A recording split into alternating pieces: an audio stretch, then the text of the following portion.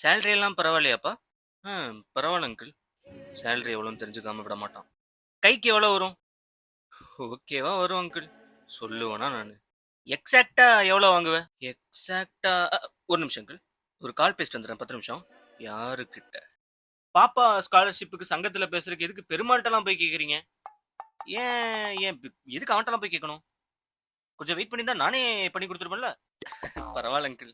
ஃபர்ஸ்ட்டே இவன்ட்ட தான் கேட்டோம். அப்போ, சரிப்பா சரிப்பா. நான் ஒரு முக்கியமான வேலையில இருக்கேன். அப்புறம் கூப்பிடுறேன். அப்படின்ட்டு திருப்பி கூப்பிடவே இல்ல. அதுக்கப்புறம் 6 மாசம் கழிச்சு இப்ப தான் வரான்.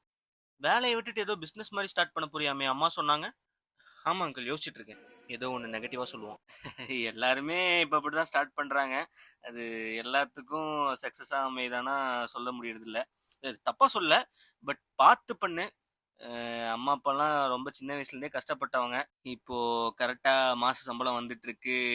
எதுக்கு அகலக்கால் வைப்பானே சொல்லல. கடன்லாம் ஓரளவுக்கு அடைச்சிட்டீங்க போல சொன்னாங்க. ஏதோ ஒன்று பெருசா கொத்து விட போறான். வீடு கட்டுப்பா. நினைச்சேன்டா. வீடு கட்டு.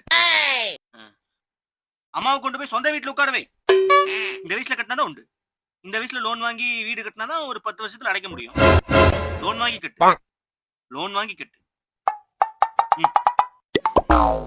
Toxic relatives.